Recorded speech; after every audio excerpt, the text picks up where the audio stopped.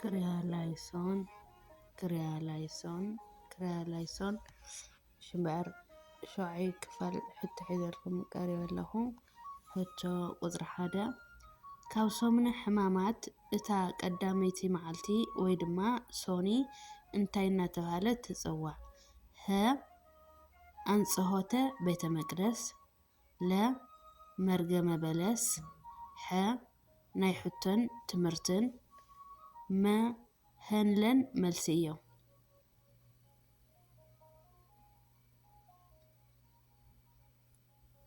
መልሲ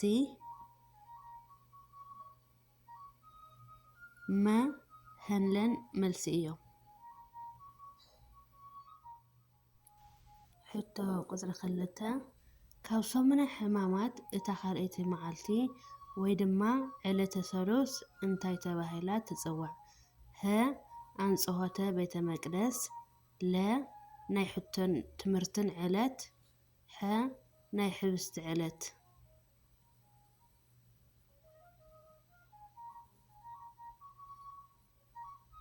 መልሲ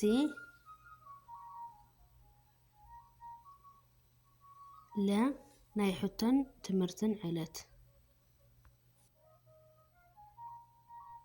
ሕቶ ቁፅሪ 3 ካብ ሰሙነ ሕማማት እታ ሳልሰይቲ መዓልቲ ወይ ድማ ዕለተ ረቡዕ እንታይ ተባሂላ ትፅዋዕ?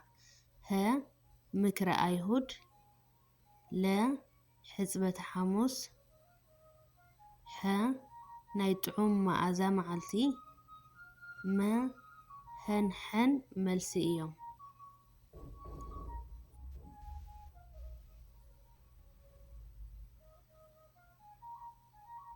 መልሲ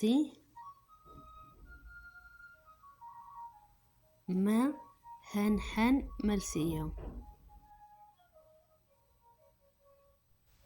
ሕቶ ቁፅሪ 4 ካብ ሰሙነ ሕማማት እታ ራብዒቲ መዓልቲ ወይ ድማ ዕለተ ሐሙስ እንታይ ተባሂላ ትፅዋዕ?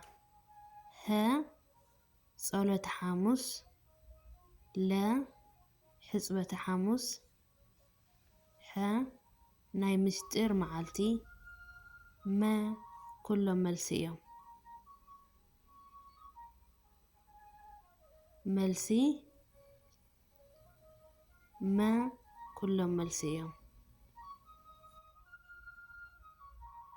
ሕቶ ቁፅሪ 5 ካብ ሰሙነ ሕማማት እታ ሓምሸይቲ መዓልቲ ወይ ድማ ዕለተ ዓርቢ እንታይ ተባሂላ ትፅዋዕ?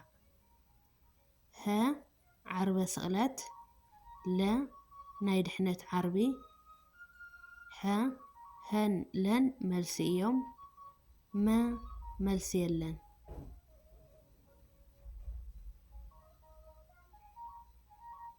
መልሲ ሐ ሀን ለን መልሲ እዮም። ሕቶ ቁፅሪ 6 ካብ ሰሙነ ሕማማት እታ ሻድሸይቲ መዓልቲ ወይ ድማ ዕለተ ቀዳም እንታይ ተባሂላ ትፅዋዕ? ሀ ቀዳም ስዑር፣ ለ ለምለም ቀዳም፣ ሐ ቅዱስ ቀዳም፣ መ ኩሎም መልሲ እዮም።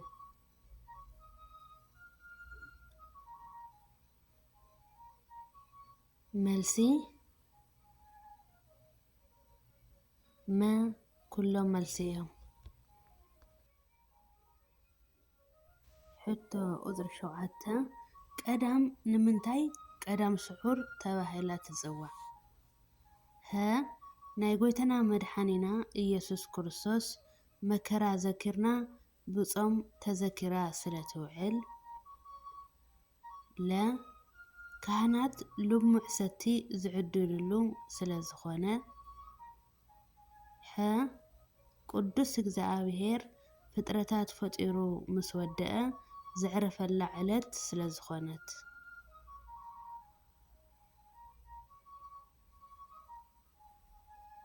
መልሲ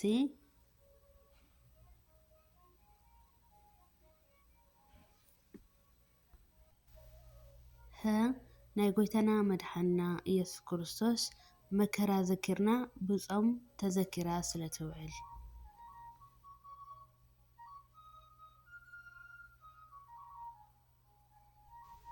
ሕቶ ቁፅሪ 8 ድሕሪ ትንሳኤ እታ ናይ መጀመርታ ወይ ድማ ዕለተ ሰኒ እንታይ ተባሂላ ትፅዋዕ?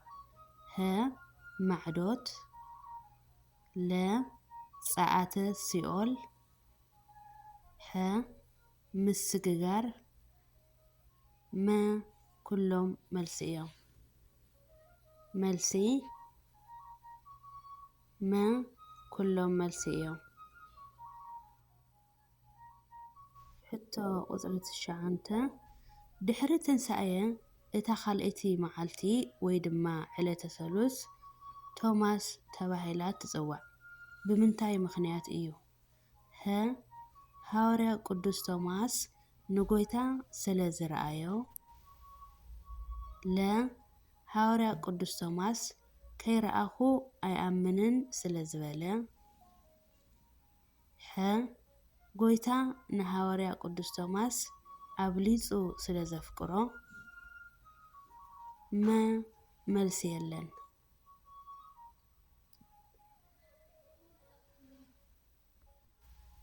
መልሲ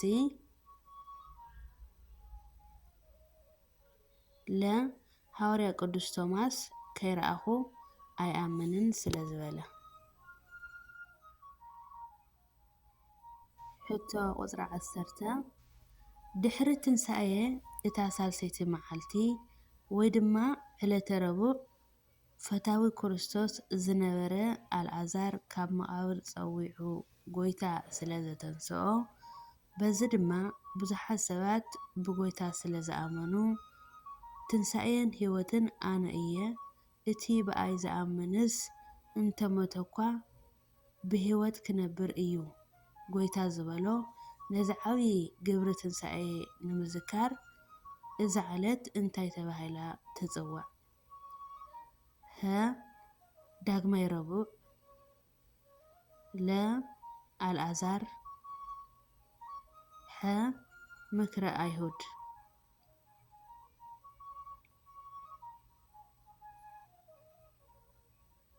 መልሲ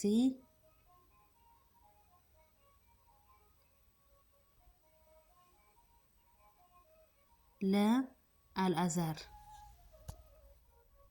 ሕቶ ቁፅሪ 11 ድሕሪ ትንሳኤ እታ ራብዒቲ መዓልቲ ወይ ድማ ዕለተ ሓሙስ እንታይ ተባሂላ ትፅዋዕ?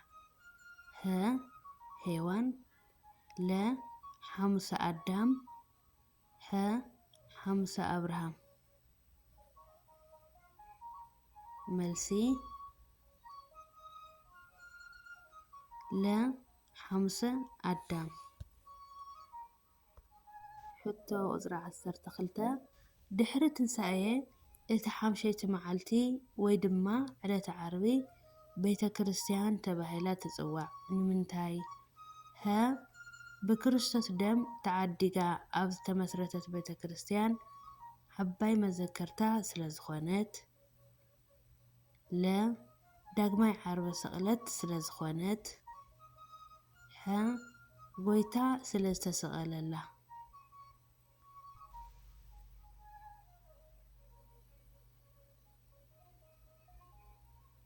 መልሲ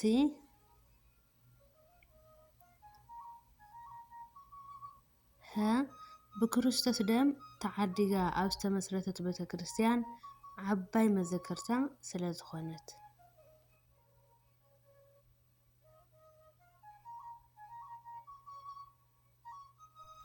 ሽምበኣር ፍቁራ ስድራ ልዑል እግዚኣብሔር ኣላዓዒሉ ዘጀመረና ኣጀሚሩ ንዘፈፀመና ልዑል እግዚኣብሔር ኣምላኽና ክብርን ምስጋናን ኣምልኾን ውዳሴን ይብፅሐዮ ኣሜን።